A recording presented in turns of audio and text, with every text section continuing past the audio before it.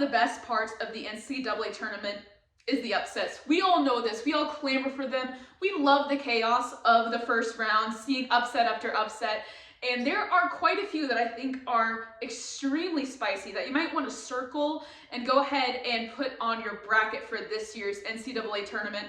So let's go ahead and get into it. Hi, I'm Christine Butterfield, queen of Butterfield's bracketology. I've been keeping up with college basketball all season long, looking at games, analytics, who's beating up on who has the best schedule, all those things that go into the NCAA tournament, I've been keeping track of, so you didn't have to. This is your spot for all March Madness, all NCAA tournament action. So go ahead and subscribe, click that notification button because I'm going to be posting so much content during March Madness that you're not going to want to miss out on. So let's go ahead and get into all the spicy upsets because there's quite a few that I have my eye on. First up, I have number 7, Washington State versus number 10, Drake. When it comes to neutral sites, Drake has a 6-1 record, which, as we all know, the NCAA tournament is full of neutral sites, so this is a really good stat for them. They're also 4-1 in quad 1 wins, which means that they can take down anyone at any time, including Washington State. Now, Washington State, on the other hand, is 3-3 in neutral games. Not super confident about that. 6-4 in quad 1 wins, 3-4 in quad 2 wins. So when it comes to looking at this possible upset, I think that Drake can definitely take down Washington State. Next up, we have number 5, Wisconsin, taking on number 12, James Madison.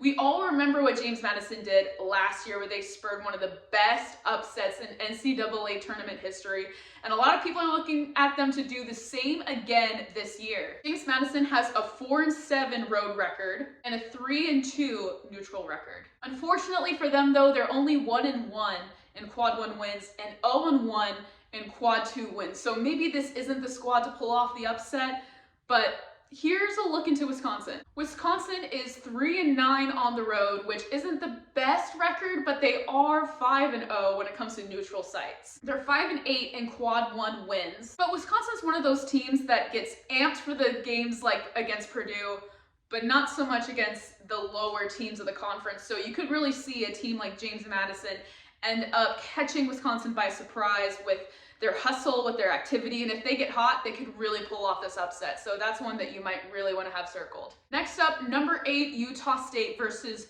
number 9, TCU. Now the 8 and 9 matchups are the closest we get in terms of skill level and talent, but TCU I think has the edge. Mainly because TCU plays in the hardest, toughest conference in all of college basketball, which is the Big 12, and they did a pretty solid job this year. Now, while TCU was much better in January than they were in February, Jamie Dixon's style of basketball that he's having these guys play could really catch Utah State off guard.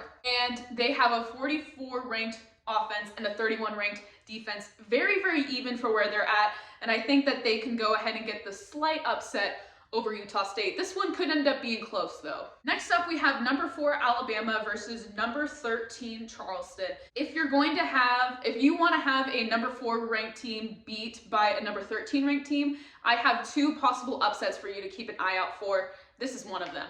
Alabama is only 4-10 in quad 1 wins, 13-2 in quad 2 wins. And they are not great when they're not playing at home. They are 5-5 on the road and 2-4 in neutral sites. And while they have one of the best offenses in the nation, ranked number 2 in college basketball and overall offense, their defense can't even crack the top 100, and they are the 112th ranked defense in college basketball.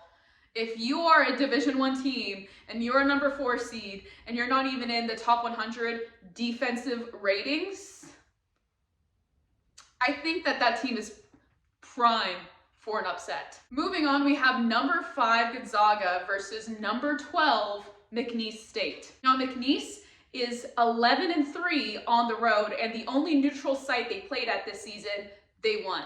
They also have a number 51 ranked offense, and for a team that's a number 12 seed, I think that's extremely high. And if they start making some shots, they could really catch Gonzaga on the wrong end of an upset. On top of that, Gonzaga is 3-6 in quad 1 wins and 4-3 in neutral site games. So when it comes to facing top-ranked opponents at a site that's not at Gonzaga's home, they don't necessarily deliver. So McNeese State really has an opportunity here to get the better of Gonzaga in the first round. I personally I love the 5-12 matchups. I don't know what it is. Anytime I see a 5-12 matchup, I really think that those are some of the most prime to get upset. And I saw a statistic where if you're in a 5-12 matchup, you have almost a 40% chance that the upset will go to the lower ranked team. So just throwing it out there, if you love a good upset, these 5-12 ones have the most probability of happening. Okay, next I have number 7 Texas, who's taking on Colorado State. Texas is so up and down, and near the end of their season in the Big 12, they didn't get a lot of good, strong wins. So I really could see them faltering against a team like Colorado State. They're 4-6 on the road, which again, it's the Big 12, it's a tough schedule, we get it. But they were 2-2 in neutral sites. Moving on to number 6, Clemson versus number 11, New Mexico. Now, when it comes to on the road, Clemson isn't that great. They were 6-6 on the road this year and 3-1 on neutral sites. They were 5-5 in quad 1 wins and 5-5 in quad 2 wins. Also a 50-50 shot. And if you're going against a team like New Mexico that has nothing to lose, that is going to be going ham in this game, you can really see New Mexico taking over this one. New Mexico is 8-0 when playing at neutral sites. They're also 5-6 in quad 1 wins and 3-1 in quad 2 wins, which for a school of New Mexico's caliber is pretty impressive. They also have a 41 ranked offense and a number 23 ranked defense. A top 25 defense going against Clemson, they're not going to let up, and I think that they get this first round upset. All right, I got 2 more for y'all. Next one is number 7 Dayton taking on number 10 Nevada.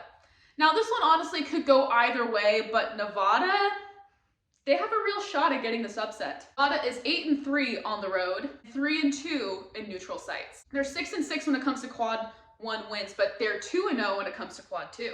They have a top 40 ranked offense and a number 36 ranked defense. Meanwhile, Dayton barely makes the top 90 defenses. They have a number 87 ranked defense, but they also have a top 20 offense coming in at number 18.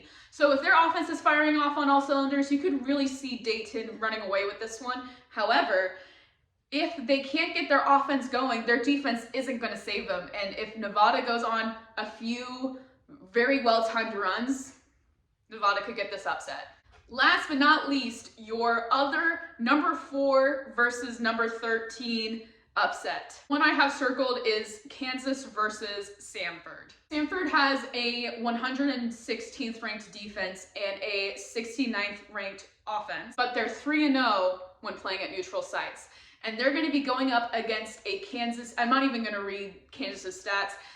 They're going up against a Kansas team that has a depleted bench, going up to a place that has higher elevation, which could just shorten their breath even more. And they have to look to their bench without Kevin McCullough. When it comes to that, it's hard to see a route where Kansas can overcome that. So there you have it. Those are my top first round upsets that I think have a legitimate chance of happening this year. If you liked this video and if you want to see more videos like this on how to have the best bracket in this year's NCAA tournament, be sure to subscribe, hit that notification bell, all the good things, because I'm going to be posting a ton before and during the NCAA tournament that you're not going to want to miss, because you want to stay in the know and you don't want to have to put a lot of work into it. I get it. I'm doing the work for you. So be sure to follow for more, and I'll see you guys next time.